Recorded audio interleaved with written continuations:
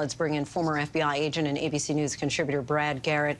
Brad, thanks for coming on. Let's follow up on what Aaron was reporting there. How will investigators go about tracking the source of these letters and whether they're connected? So you start with the postal inspectors, which are federal agents for the Postal Service. We used them extensively, obviously, in the anthrax mailings back right after 9/11.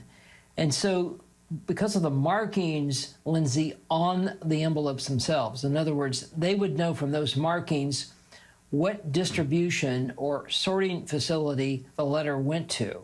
Well, once you know that, you can then figure out the ring of potential places the mail could have come from.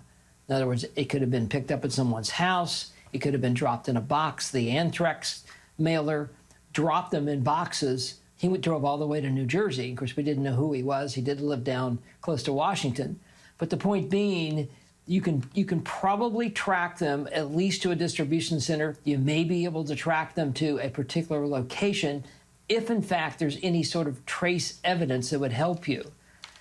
If fentanyl is involved, it's an entirely different animal in what you're looking for or the ability to perhaps even detect it, unlike anthrax.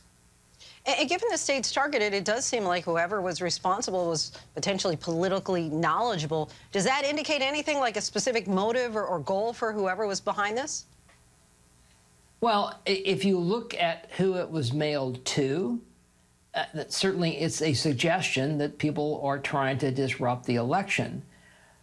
Obviously, since 2020, we've been talking a lot about disruption of elections and allegations that the last election wasn't fair, etc. So there's still a core group of people that still believe that. And so they also believe, I think, that the system is crooked, rigged, whatever word you want to use, because there are politicians that are using those terms. So those folks, some version of those folks, I assume, would be involved in these mailings because really nothing else makes any sense. And this comes, of course, during a heightened threat environment with conflicts overseas and political divisions right here at home. How are officials being extra vigilant at this time, given that? So it's another thing that law enforcement doesn't need to deal with, the number of threats that we are getting right here in the United States because of the two conflicts in Ukraine and Hamas/Israel. You're going to have to set aside people. Probably a separate task force will start to look at these letters.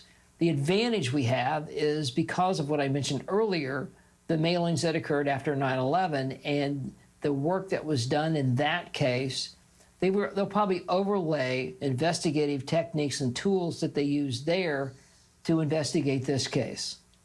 Brad Garrett, our thanks to you as always. Hi, everyone. George Stephanopoulos here. Thanks for checking out the ABC News YouTube channel. If you'd like to get more videos, show highlights, and watch live event coverage, click on the right over here to subscribe to our channel. And don't forget to download the ABC News app for breaking news alerts. Thanks for watching.